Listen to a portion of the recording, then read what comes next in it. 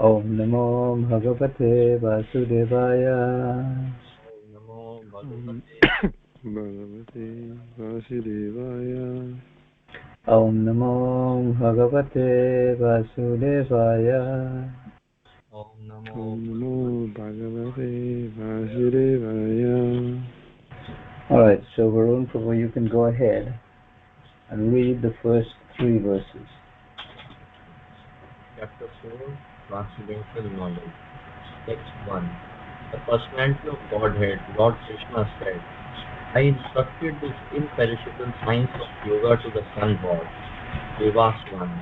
And Vivaswan instructed it to Manu, the father of mankind.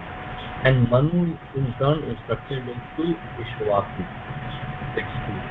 The supreme science was thus received through the chain of disciple succession, and the saintly kings understood it in that way. But in course of time the succession was broken, and therefore the science as it is appears to be lost. Text 3. That very ancient science of the relationship with the Supreme is today told by me to you, because you are my devotee as well as my friend, and can therefore understand the transcendental mystery of this science. Alright, so you can hold that. So these 3 verses are important ones, right? So you can see the first one is Imam Vipasvate Yogam Pruktavanaham Avyayam Vivasvan Manave Praha Mano Ikshva Prave Bravit. And that is the personality of God, Lord Shri Krishna said, I instructed this imperishable science to the sun god. Now these 3 verses, 4, 1, 2 and 3, are important verses because it explains how this knowledge is brought about. And that says that Evam Parampara Praptam Imam Raja Sayovidu Sakalene Mahata Yoga Nashta Parantapa. This is how the Supreme Science was received, through the chain of disciple succession, and it was passed on to the saintly kings. They understood it in that way. Of course, in the course of time, everything gets deteriorated, and so therefore the science of it appears to be lost. And this is the science as it is. Okay, and we didn't say just science, so Prabhupada put in as it is. The science as it is appears to be lost. And then he said that very ancient science of the relationship with the Supreme is told by me to you. Because you are my devotee as well as my friend, you can understand the transcendental mystery of this science. So these are requirements to understand this knowledge. Either to be a devotee, and in this case, Arjuna was a friend. And alright, so let's go through the other verses, and Lord Prabhu, you can read from text 4.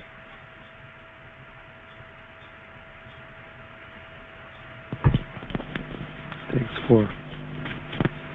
Arjuna said, the sun god Vishwaswan is senior by birth to you. How am I to understand that in the beginning you instructed the science to him? Right, the personality of God has said, many births both you and I have passed. I can remember all of them, but you cannot, O subduer of the enemy. Although I am unborn and my transcendental body never deteriorates, and although I am the Lord of all living entities, I still appear in every millennium in my original transcendental form. Whenever there is a decline in religious practice or descendant of Bharat, and a predominant rise in religion, at that time I descend myself. 8. To deliver the pious and to annihilate the miscreants, as well as to re-establish the principles of religion, I myself appear millennium after millennium. 9. One who knows the transcendental nature of my appearance and activities does not upon leaving the body, take his birth again in this material world, but attains my eternal abode, O Arjuna. Text 10. Can you scroll, Prabhu? I'm sorry, okay. Alright, so you can hold it, alright? So basically, in these verses, which is text 4, Arjuna is questioning that the sun god is senior to him. How is he saying that, he instructed the science? So then Krishna says, many, many births both you and I have passed. I can remember all of them, but you cannot. Also, you are the enemy. So then again, he's establishing the fact of the eternality of the spirit soul. Then he goes on, he says, although I am unborn and my transcendental body never deteriorates, and although I am the Lord of all living entities, I still appear in every millennium in my original transcendental form. Which means that he never changes his body. He is always the Supreme Personality of Godhead. So the reason he descends is whenever there is a decline in religious practice and a predominant rise of irreligion. So he comes to right the situation. And the first thing he does is to deliver the pious. That's the most important thing. And then he annihilates the miscreants. And finally he reestablishes, after he annihilates the miscreants, he reestablishes the principles of religion. And so he appears millennium after millennium. Alright? So then he goes on to say that one who knows the transcendental nature of his appearance and activities does not, upon leaving the body, take his birth again in the material world, but attains my eternal abode, O Arjuna. Okay, so this is pretty self-explanatory. All right. Let's see here. All right. So Varun Prabhu, you can read. Well, no, Raghunandan, you can read from 10, and please accept my obeisances, all glory to Prabhupada, Raghunandan.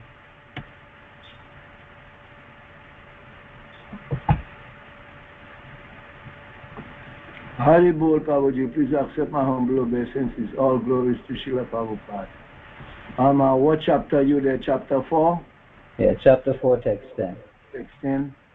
All right, while you catch up, I'm going to read. So, No, I already got it.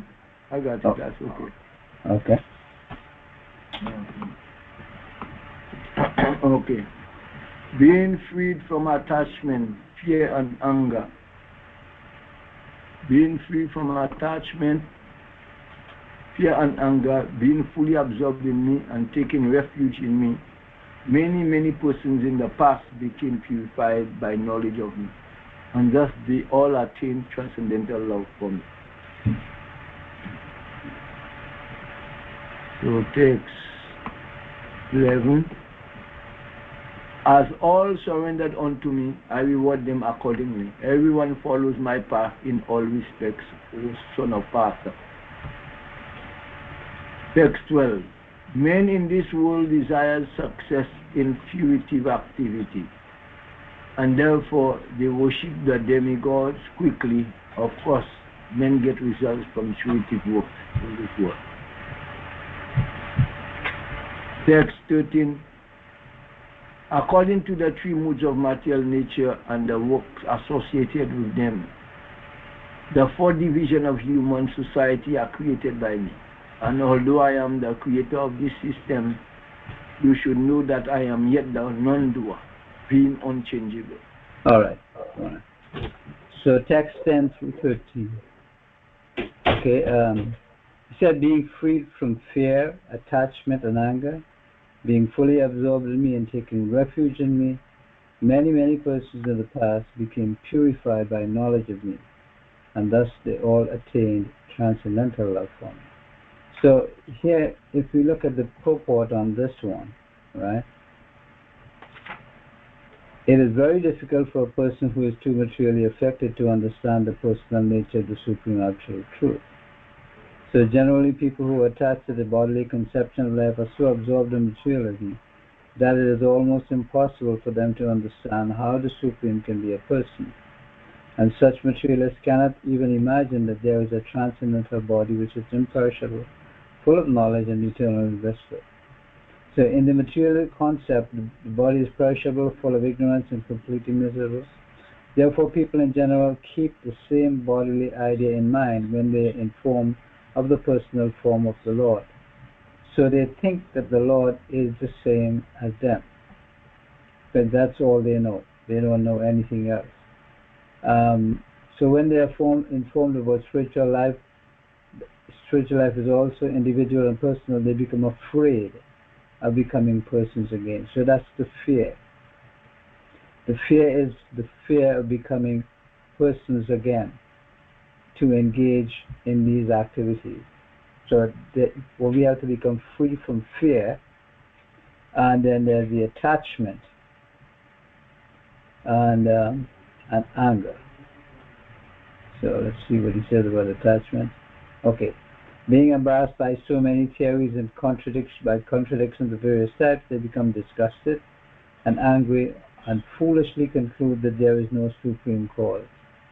So because of the situation and the explanations of the material world, they become angry and frustrated because they don't understand what's happening, and people who explain it to them don't understand that. So that's anger. Now the highest perfection of spiritual reality is attainable without individual personality. This is a kind of fearful stage of life, devoid of perfect knowledge of spiritual existence. So that fear is, is the fear of, it's the impersonal void. Okay? They're becoming afraid of becoming persons again, so they naturally prefer to merge into the impersonal void. So that is fear, anger, and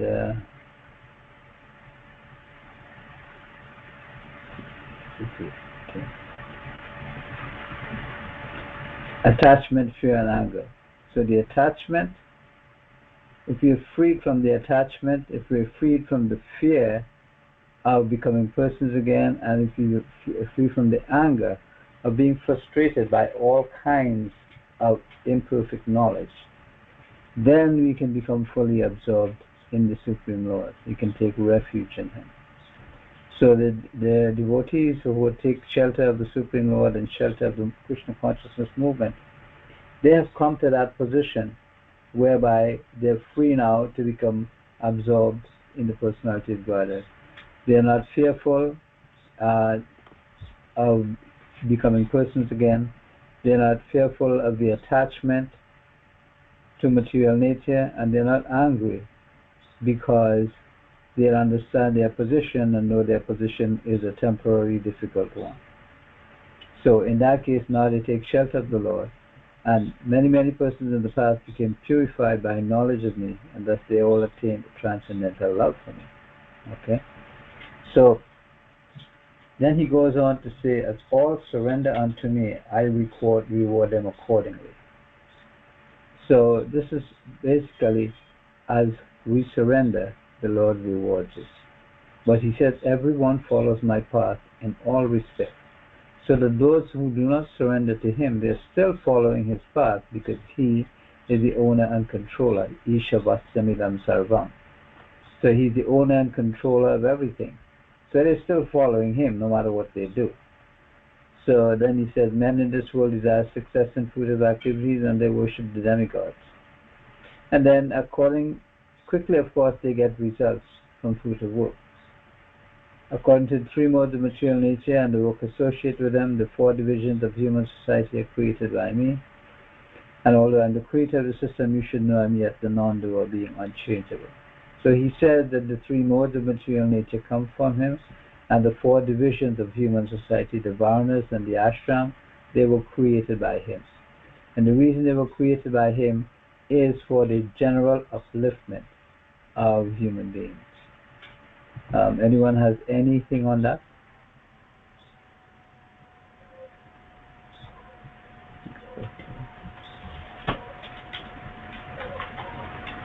All right, so we can continue with text 14. And okay. Audible. Uh-huh.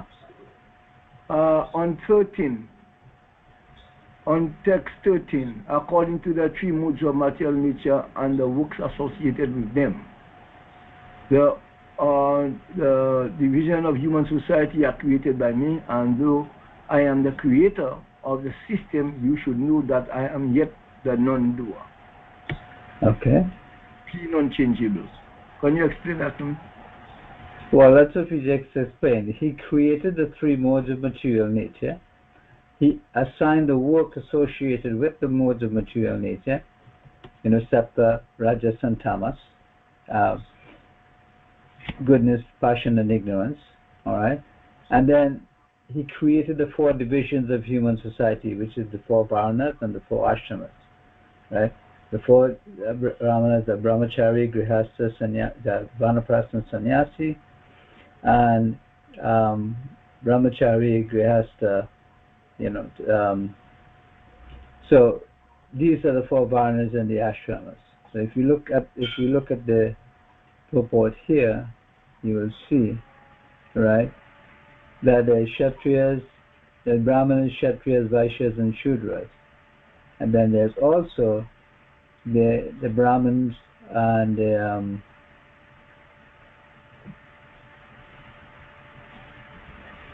brahmacharis, the grihasthas, the vanaprasthas, and the sannyasis. So these here are called one is called the varnas, and the other one is called the ashrams. So the ashram is brahmachari, grihastha, vanaprastha, and sannyas. These are the ashrams. And then the varnas are brahmin, kshatriya, vaishyas, and shudras.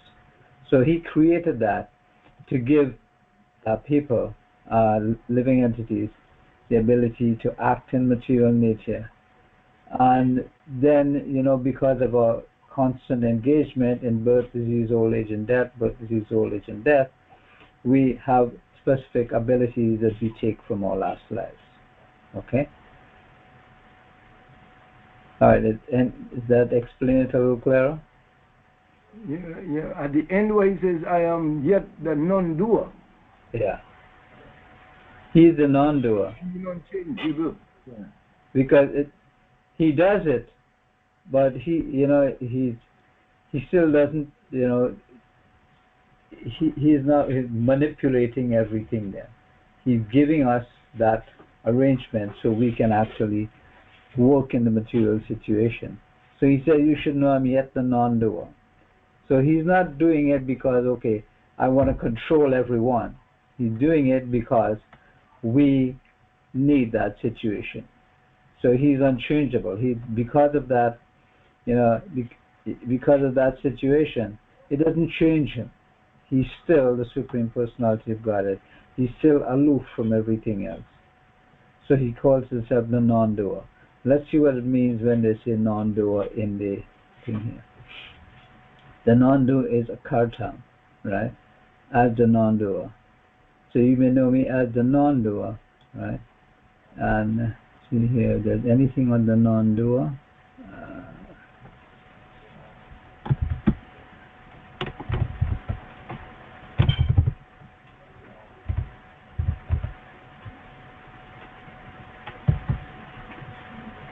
Okay, there's no explanation on the non-doer, actually. So basically the Lord, even though he performs activities, it's not like the activities that we perform. It's not a material activity. It's a spiritual activity. It's out of the cycle of Sattva, Rajas, and Tamas. It's out of the cycle of the three modes of material nature. So he's not involved in the three modes of material nature. And he doesn't change from time to time. He's always, as you said previously, I appear in my original transcendental form. All right? Okay. Horrible. All right, so now we can go to 14. And so, Lloyd Prabhu, you can read from 14.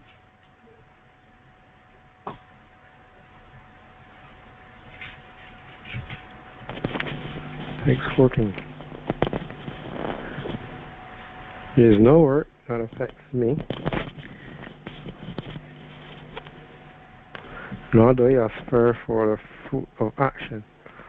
One who understands this truth about me also does not become entangled in fruitive reactions of work. 15. All the liberated souls in ancient times acted with this understanding of my transcendental nature. Therefore, you should perform your duty following in their footsteps. 16. Even the intelligent are bewildered in determining what is action and what is inaction. Now I shall explain to you what action is, knowing which you shall be liberated from all misfortune.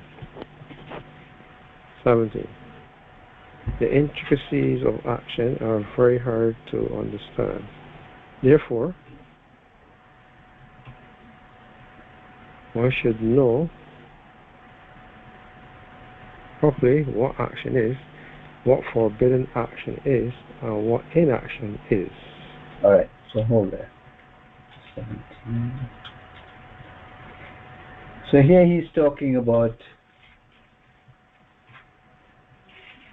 there's no work that affects me, and I do not aspire for the fruits of action. So it's like the loving father. The loving father, he does activities to help his children. He doesn't need to do it. He's already established in his situation. But he does it to help them.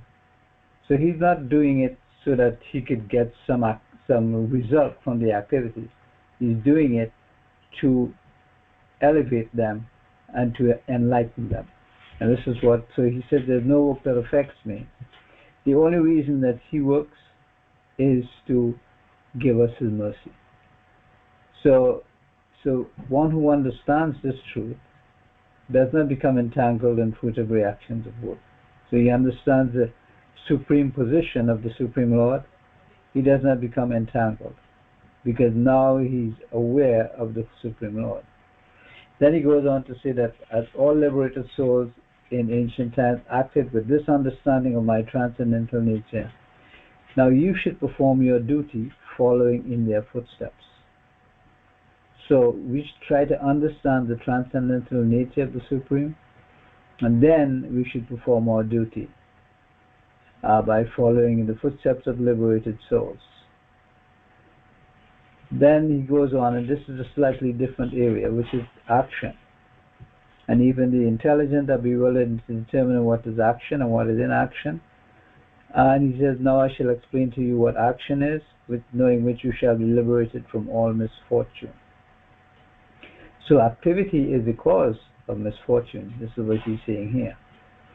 Then the intricacies of action are very hard to understand. Therefore, you should know properly what action is, what forbidden action is, and what inaction is. All right. So, all right. So here.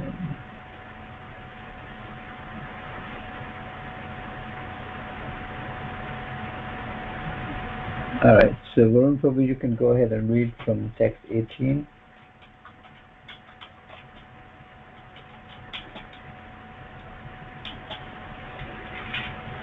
Yes, Prabhuji. Text 18. One who sees inaction in action and action in an action is intelligent among men, and he is in the transcendental position, although engaged in all sorts of activities. Text 19. One is understood to be in full knowledge whose every endeavor is devoid of desire for sense gratification. He is said by sages to be a worker for whom the reactions of work have been burnt up by the fire of perfect knowledge. Abandoning all attachment to the result of his activities, ever satisfied and independent, he performs no punitive action, although engaged in all kinds of undertakings. Text 21. Such a man of understanding acts with mind and intelligence perfectly controlled, gives up all sense of proprietorship over his possessions, and acts only for the bare necessities of life. Thus working, he is not affected by sinful reactions. Right. Okay. That's 18 to 21. All right. So, here he's saying, one who sees action in an action and action in action is intelligent among men. So what does that actually mean? Let's see what Prabhupada says about that. Okay. And this is also a famous verse, Karmani. Well, this is not so much of a famous verse. But a person acting in Krishna consciousness is naturally free from the bonds of karma. His activities are all performed for Krishna, and therefore he does not enjoy or suffer any of the effects of work. Consequently, he is intelligent in human society, even though he is engaged in all sorts of activities. So, akarma means without reaction to work. So, the impersonalist creates fruitive activities out of fear, so that the resultant action may not be a stumbling block on the path of self-realization. He ceases fruitive activities out of fear.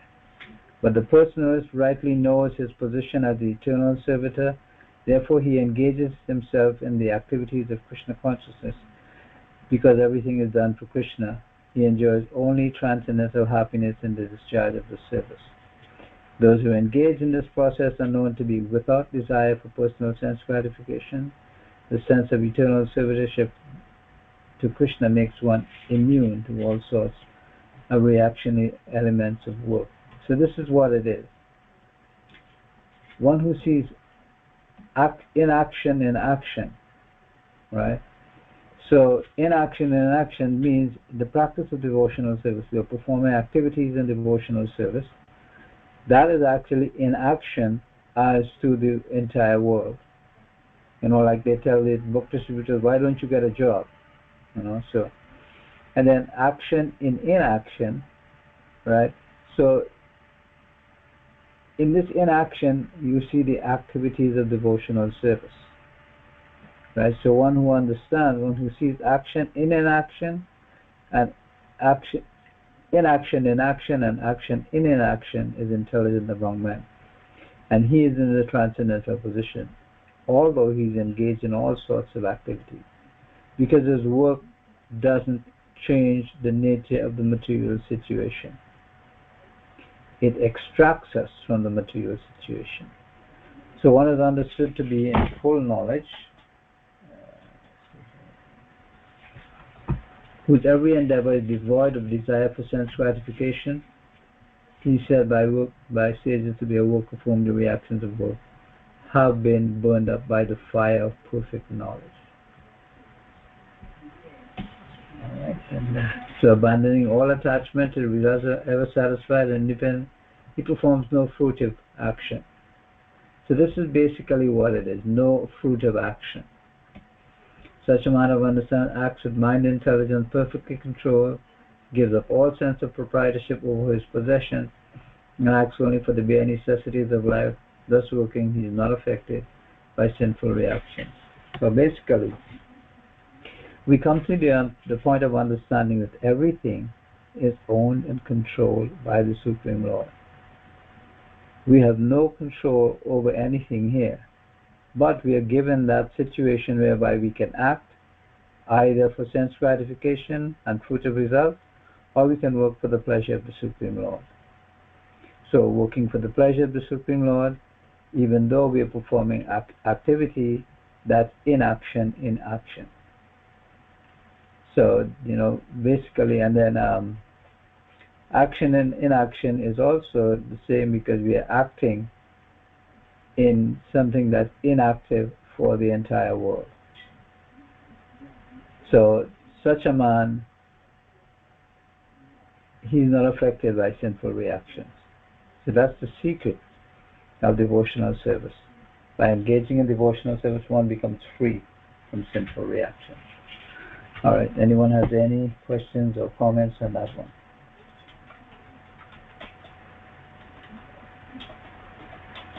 All right, so we can continue. It kind of makes sense also. I mean, I think in the last chapter, Lord Krishna said that about results, we are not the cause of the results and we are not entitled to the results. So it's kind of like the furtive activities, it kind of loses its motivation. And here it says, I mean, in this one, it seems, at least for me, it makes it even more that you just have to keep on focusing on your prescribed duty and basically working for the pleasure of Lord Krishna. If you want to be detached, or if you want to be free from the bondage of work.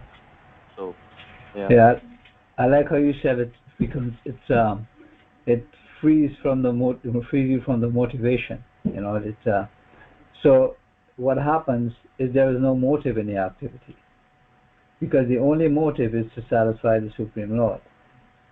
So there's no material motive in the activity. This is a transcendental activity. So even though we are working in the material situation, we are working to maintain ourselves in Krishna consciousness. So at that point in time, we are out of that fruitive activity, even though we're doing the same things that the other person does. But they're doing it for a different reason, while we are doing it to maintain our Krishna conscious life. So like you said, there's no motivation there. And all right, Prabhuji, as you just said, like the motivation for furtive results, that's kind of like the body association is right there, right? If you have material motivation, those material motivation must emerge from body association. Like, okay, I want this, I want that. Then that's basically it must be from body association. And yeah. But once you give up those and you say, okay, I'm only doing it for the pleasure of Lord Krishna and not for my pleasure, then you are kind of in effect giving up the body association also, I think. Yeah, and then you're performing prescribed duties, which are enunciated in the Vedas, and the Vedas come directly from the Supreme Lord. So you know that's the activity we should be performing. So in this material situation, we know that there is no permanence. Birth, disease, old age, and death comes, right? But people are trying to live what they call a full life, trying to enjoy as much as possible until the end. They don't know where they're going at the end. But the persons who engage in Krishna consciousness, even though they might not completely know where they're going, they are going in a better situation. So, it's but we all know, according to the Shastras, that when we take shelter of the Supreme Lord, we go to the Supreme Lord himself. All right, so 22.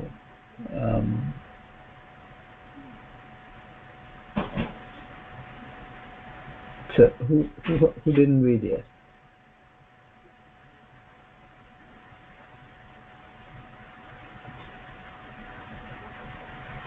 I just finished reading, Prabhuji. So You just finished. So, yeah. All right. So we let Lloyd read and then Raghunatha. All right. Lloyd, probably you can read from text 22.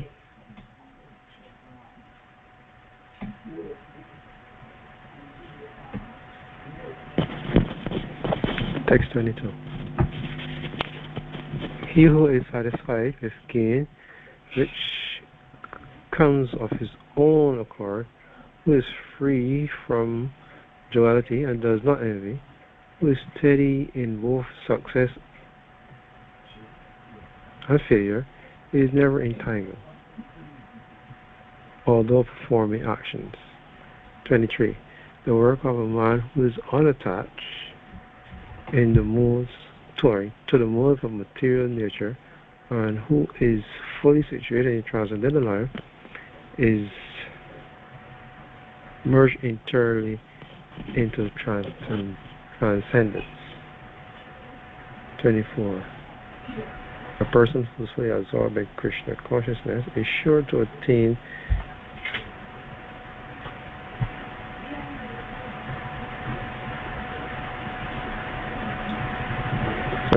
the spiritual kingdom because of his full contribution to spiritual activities, in which the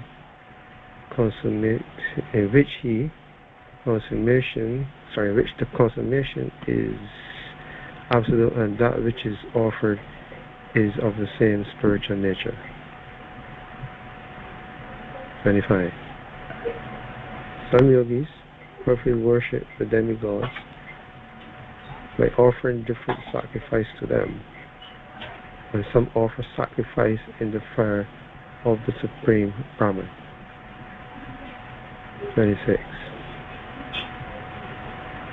Some, the unadulterated brahmachari, sacrifice the hearing process and the senses in the fire of mental control, and others, the regulated householder, sacrifice the object of the senses in the fire of the senses. 7.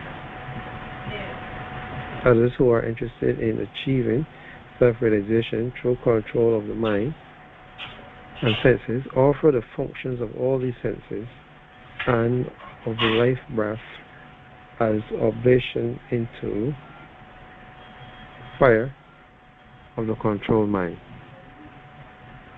Having accepted strict vows, some become enlightened by sacrificing their possessions, and others by performing severe austerities, by practicing the yoga of eightfold mysticism, or by studying the Vedas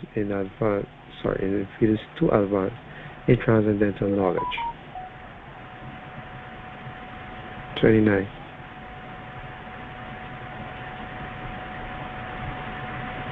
Still others who are inclined to the process of breath restraint to remain in trance practice by offering the movement of the outgoing breath into the incoming, and the incoming breath into the outgoing, and thus at last remain in trance, stopping all breathing. Others, curtailing the eating process, offer the outgoing breath into itself as a sacrifice.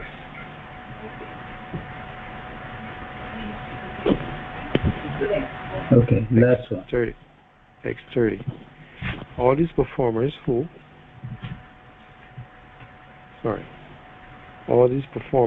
know the meaning of sacrifice become cleansed of sinful reaction, and having tasted the nectar of the result of sacrifices, they advance towards the supreme eternal atmosphere.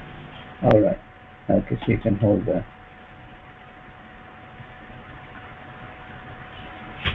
So we started at 22. All right. So he who is satisfied with gains which comes of its own accord, and who is free from duality and does not envy, who is steady in both success and failure, is never entangled all the performing actions. So some people work and they're not satisfied with the results, and they become envious of others, who are successful. But here it is said that he who is satisfied with gain which comes of its own accord, free from duality, who does not envy, and he then is steady in both success and failure. He is never entangled all of performing action. Basically, what is happening here is that because he is not attached to the results of his activity, he's steady in both success and failure. So if it doesn't work out, he will continue to do it. If there's no success, he will do that again if it's a Krishna conscious activity. All right. So it's like the people who distribute books. They distribute books, but not everyone takes a book. Then again, we open up the temples and we invite people. Not everyone comes, but we still keep on doing it because we're not really attached to the success or failure. We are getting the incentive by the mercy of the Supreme Lord to be engaged in devotional service and to continually preach this activity. So, that satisfaction we are looking for comes from the satisfaction of serving the Supreme Lord. So then he says, the work of a man who is unattached to the modes of material nature, who is fully satiated, that knowledge, that is merges entirely into transcendence. So that work becomes transcendental. So this is a whole transformation of fruitive activity into transcendence. And the person who is fully absorbed in Krishna consciousness, he says the result is he is sure to attain the spiritual kingdom because of his full contribution to spiritual activities, in which the consummation is absolute and that which is offered is of the same spiritual nature. So the result or the consummation of all activities is absolute because it goes to the Supreme Personality of Godhead. And then what we offer to the Lord is of the same spiritual nature. So basically, this is going through the activities. Now, it says some yogis perfectly worship the demigods by offering different sacrifices to them. And some offer sacrifices in the fire of the Supreme Brahman. So these are the different kinds of sacrifices that people perform. And some, the unadulterated brahmacharis, they sacrifice the hearing process and the senses in the fire of mental control. And others, the regulated householders, sacrifice the object of the senses in the fire of the senses. So they're sacrificing the objects of the senses in the fire of the senses. Let's see if there's any explanation for that in here. A regulated householder does not indulge in unrestricted sex life other than sense or other sense gratification. Marriage and the principles of religious life is therefore current in all civilized human society because that is the way for restricted sex life. This is restricted, unattached sex life, and it's also a kind of jagya. All right, householders who have some license for sense gratification perform acts with great restraint. Sex, like, and it meets intoxication meeting are generally tendencies for human society, but a regulated householder does not indulge in unrestricted sex life and other sense gratification. So that they're sacrificing the objects of the senses. That's the results of the activities, or so like the objects of the senses are their desire for sense pleasure into the fire of the senses. So they're actually acting with the senses, but they're not utilizing it for their own sense pleasure. So they're seeing, hearing, touching, feeling, and all of that, but they're not doing it for their own personal gratification. They're doing it for the service of the Lord. So they're engaging the senses in the senses themselves, but they are not attached to the engagement. I don't know if that makes sense. So then others who are interested in achieving self-realization through control of the mind and senses, they offer all the functions of the senses, of the life breath, as oblations into the fire of the controlled mind. So these are like the yogis also. Then, having accepted 6 vows, some become enlightened by sacrificing their possessions, others by performing severe austerities, by practicing the yoga of eightfold mysticism, and by studying the Vedas to advance in transcendental knowledge. So these are the different areas. And then still others who are inclined to the process of breath restraint, to remain in trance by offering the movement of the outgoing breath into the into the incoming, and the incoming breath into the outgoing, and thus at last remain in trance, stopping all breathing. Others, curtailing the eating process, offer the outgoing breath into itself as a sacrifice. So all these performers who know the meaning of sacrifice become cleansed of sinful reaction, and having tasted the nectar of the results of sacrifice, they advance to the supreme eternal atmosphere. So all these things are not ends in themselves, but because of that, one becomes purified and can come to the supreme eternal atmosphere. All right, anything on that? Any comments or questions on that?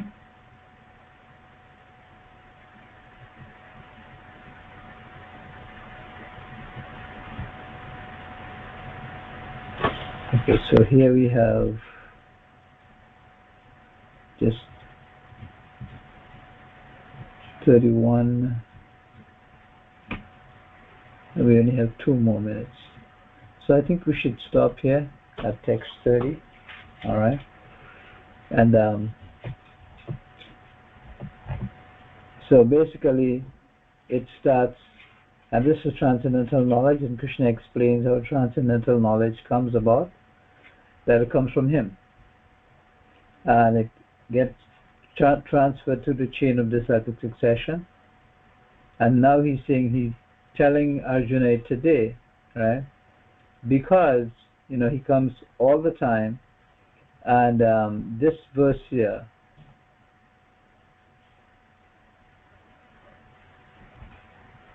so this one is Ajopi san avyayatma bhutanam ishvaropi san prakritim swam adhishtaya sambhavami atma maya. He says, although I am unborn and my transcendental body never deteriorates, and although I am the Lord of all living entities, I still appear in every millennium in my original transcendental form. So that's 4:6, right? So we can put that verse in. That's Bhagavad Gita 4:6. Alright. Then there's the other one, which is 4:7.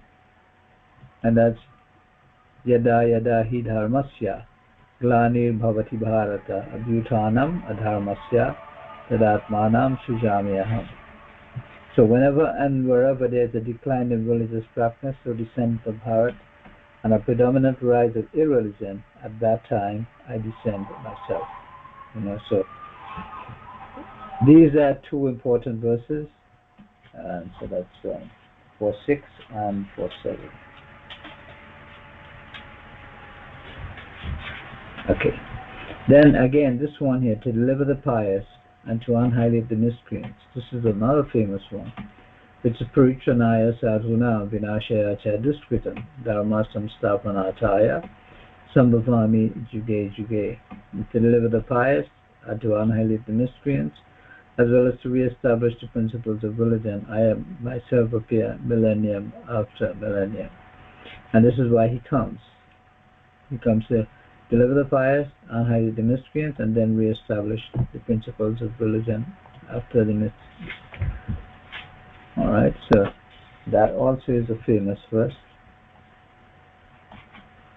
And this one here is also a famous verse here.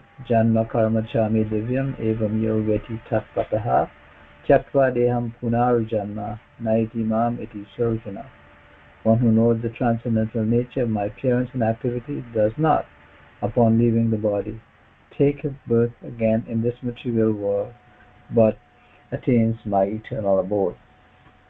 So it's 4:8 and 4:9.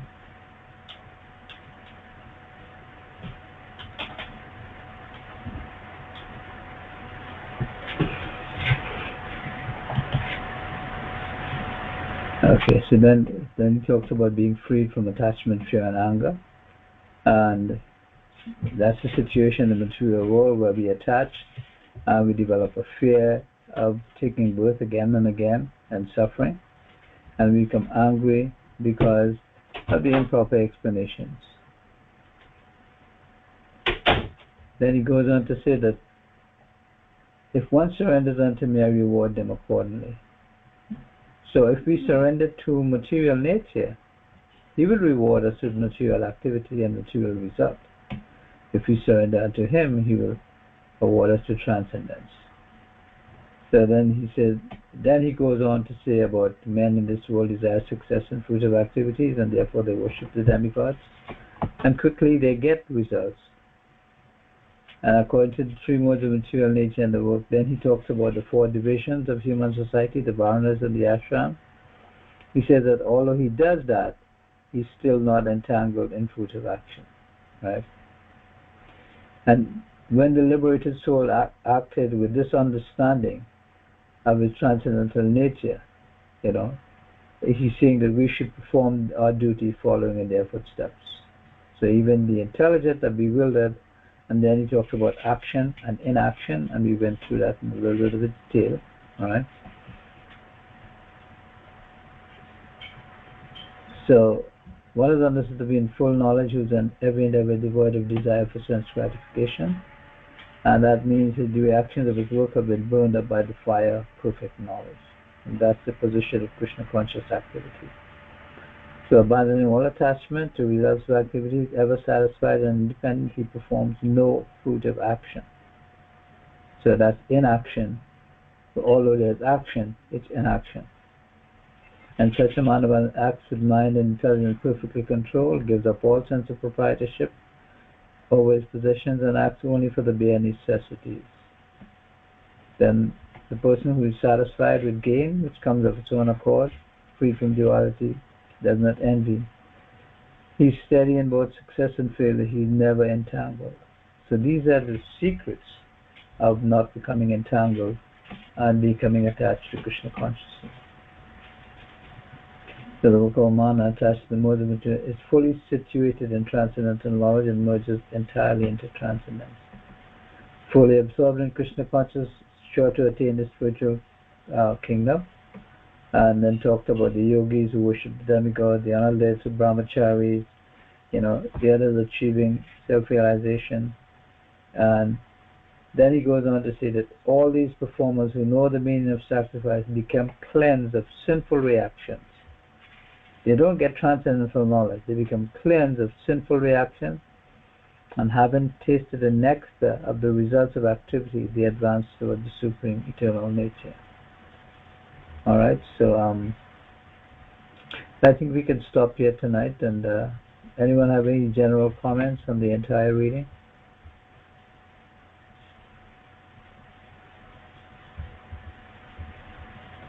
Now, I'm posting these recordings.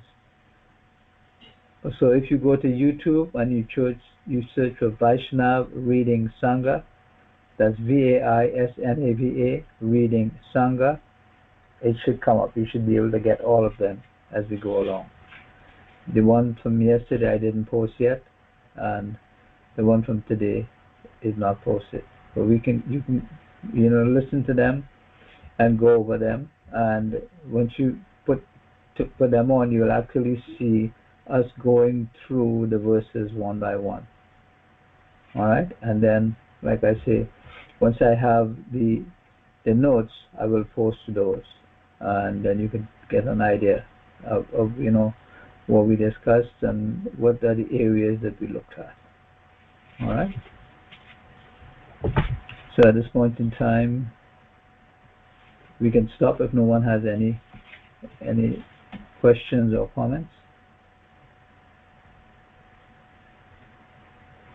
Alright, so at that time, Srila Prabhupada ki jai, Srimad Bhagavad Gita ki jai, God of Premanandi, Hari Hari Bol.